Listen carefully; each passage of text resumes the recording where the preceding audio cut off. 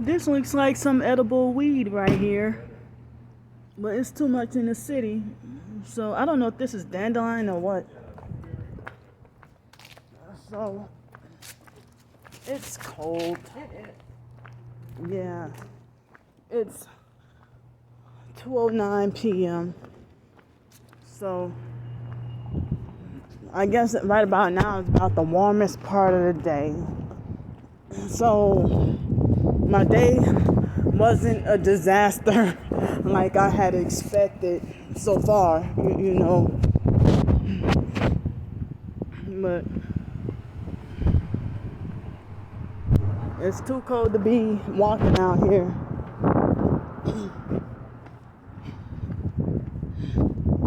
Well, I mean, they say it's like 51 degrees, but I probably should have brought my bigger jacket.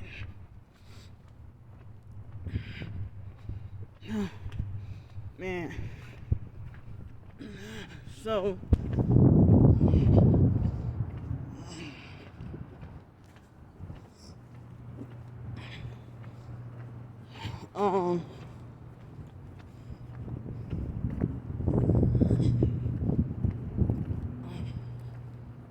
well, I got something to say, but I'll say it later. But I got a few things to say, but not at the moment. But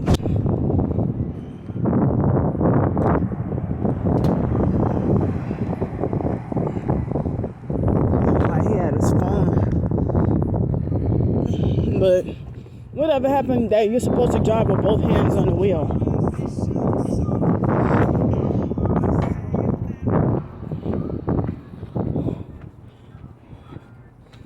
Yeah. So it's cold. My day didn't go as I desired because I didn't get to wake up. I mean, I didn't get to fall asleep till after 4 o'clock in the morning. And then I finally fell asleep. And then I woke up about 10:30, 10:45, somewhere around there. But I had like some intense dreams. Let's see, hold up. Come on, man. Thank you.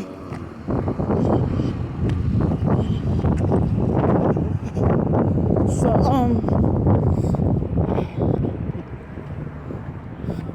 it's cold and it's so cold.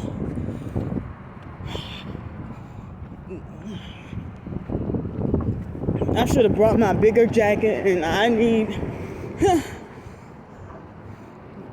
don't have no gloves. I don't have any gloves with me. I probably have a pair or two in the storage unit. But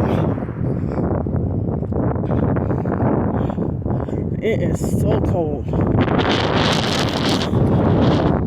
But my heart goes out to anybody who had to endure suffering in bad weather or any disaster. Well, this is an odd winter because we have mostly warm and hot days. And this random southern cold. And so, I had a dream. Well, I call it a nightmare. Because, like, in Gulf Breeze, I heard there are a lot of bears, like black bears in Gulf Breeze. And so when I went to do my laundry on yesterday, you know, I briefly saw the sign about the black bear, beware of the black bears and stuff, the bears. So, and I remember Miss Pam from the job was saying that,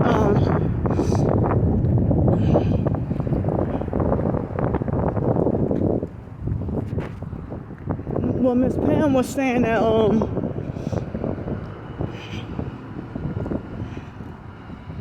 she was saying that she saw a baby bear cub at the she saw a baby bear cub at the at the school, at the job. Hey Carl, you supposed to, and you a gang stalker. Well, yeah. Well, I couldn't tell with the sun. Like that, one here, like, but I couldn't. But then when they came up on me, that too. So maybe that wasn't a perp. My apologies. Sometimes it's hard to tell in sunlight. But I'll say you a perp because you didn't slow down. Oh, I can't even. It's so cold I can't even hold this phone in my hand. But I'm trying to walk as fast as I could.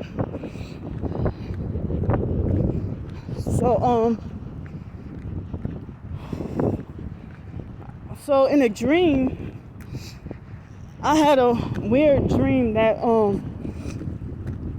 it was nighttime, and I opened my window, and it was a female who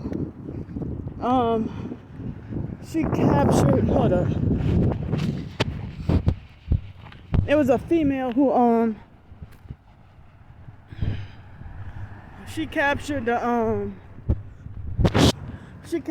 the bear and saved me from the bear, but she grabbed the bear from behind and picked it up. And right when she picked the bear up, it was a baby black bear. I guess it wasn't a baby, but it was kind of a big baby black bear. And right when she grabbed the bear, and I opened up my motel room window in a dream, and then I woke up in real life, and it was approximately 6:30 in the morning. And then I had some more weird dreams I can't think of right now. So it's like, here's a perp, red shirt and red vehicle, red Ford Escape. But one thing, I don't remember the other dreams and another dream I had, I keep on having recurrent dreams and nightmares about that middle school. It's like they won't let me forget. So it's like, so one thing I hate is a narcissistic control freak, fake friend, or a narcissistic abuser. They always want to act like they want to try to make me. Look at this perp. Oh, at the ATM, right in their lights. Why you got your brights on? But I hate how a narcissistic abuser act like as if they want to try to force me or try to make me promise to never think negative. I mean, again, I'm like, that's so stupid. And of course, I'm like, yeah, I promise, but I don't be serious, because it's like they want to try to psychologically and mentally coerce me into making this promise to never say never think negative again. I'm like, that. I mean, that's freaking impossible. You know. So, as I said, when it comes to this gang stalking, it's pretty much extremely difficult to try to be positive or happy or good or anything. Have good experiences. And some people make it like you can pursue whatever dream you want, and that if you can't pursue a certain dream, they try to say, well, that depended on you because you allowed them to destroy this dream. I'm like, you don't understand. So they had these people, I'm not going to say where from, that I said I started to tell about the gang stalking, but I paused myself. And they said, well, why are you going to tell us I would say something and then don't say it. You know, try to manipulate me into telling them. And then, you know, I told them about the gang stalking, and then they made it like as if, you know, demanded to know the foster mom's name. And, you know, when I told them my story about, you know, and then they try to say, well, I'm just going to keep this on file in case in case anything would happen to me, because this is very serious. But then they're acting like they didn't have time to look at it. Or, I'm like, well, why? I mean, because at first I'm like, no, I'm too scared. Well, I don't want to, you know, tell who the foster mom is, or well, tell them who the foster mom is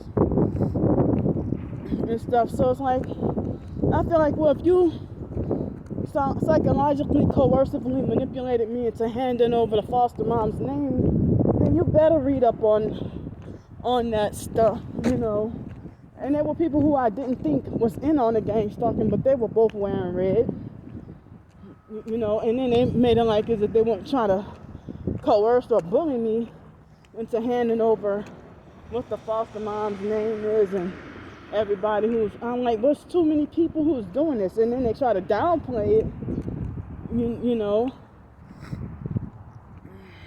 But I mean, but because I mean, I told this person about how basically I'm feeling down because people don't want me to drive or have a car and stuff, and while I'm going through what I'm going through, you know, told them about the workplace mobbing and everything. And so, I mean, I feel like if you made me hand over the foster mom's name and stuff, and and all the people who are in on gang stalking me, then you better read that.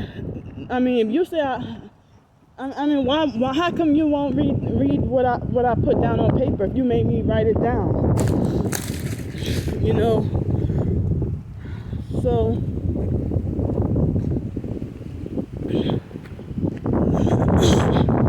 I just hope that they look into it and take it seriously and don't look at it as some conspiracy theory. You know. And they got some people who you wouldn't think is in on the gang stalking. You know, you wouldn't think that they're in on it. And then, I apologize for the construction noise. But you wouldn't think that they're in on it. And then sometimes you gotta find out. I mean, at first they don't show any clue that they're in on it. And then later on you find out that they're in on it. You know? But, and then they'll go as far as, when I tell them a story about Alex trying to get me to sell out and become a prostitute and a perp, they be like, don't you dare do that. I'm like, come on now, you ought to know me better than that. You know, here's a perp that was waiting for me. So this guy is a sodomite perp that was waiting for me to get to the Social Security office.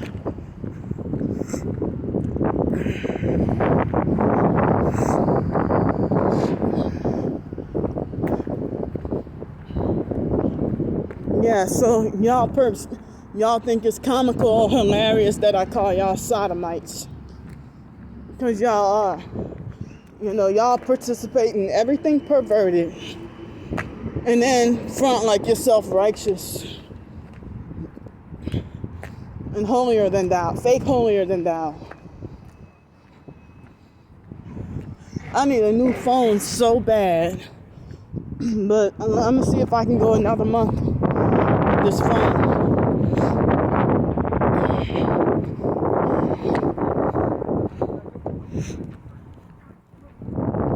Yeah, there's always some narcissistic perp to freaking wait for me while I'm at the, you know, while I'm trying to get to the Social Security office.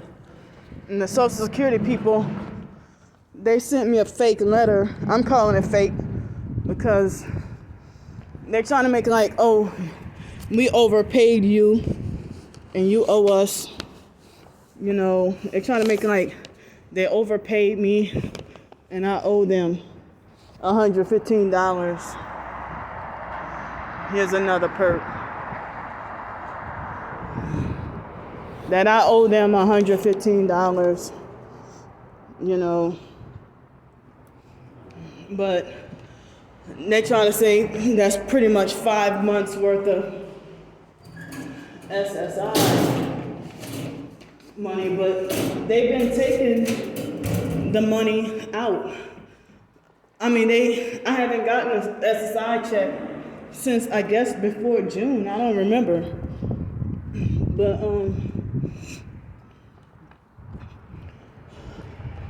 yeah. So it's been a while. So they keep trying to falsely say I owe them when I don't owe them.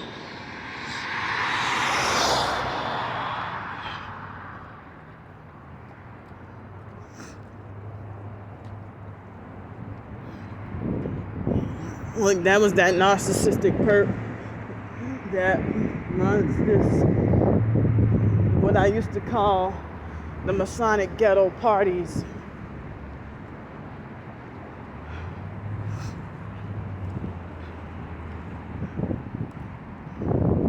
So yeah, with that homeless sleep spot that I used to have, how come back in April and May I wasn't trespassing, but why in August? Why in August? Because some random gang stalker says so. That random strangers who with no authority can make rules for me. Not narcissistic personalities. And I see a perp with one headlight. But y'all gonna say that doesn't matter, or that does. Look, this first car, one at the bottom, this blue one. I mean that the dark gray.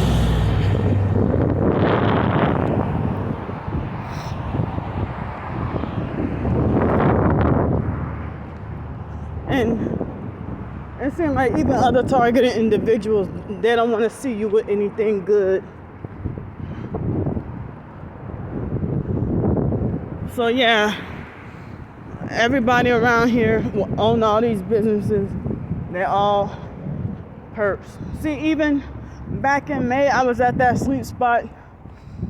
It's a random stranger who, falsely accused me. I mean, she lied and said that she owned that property. Here's a perp.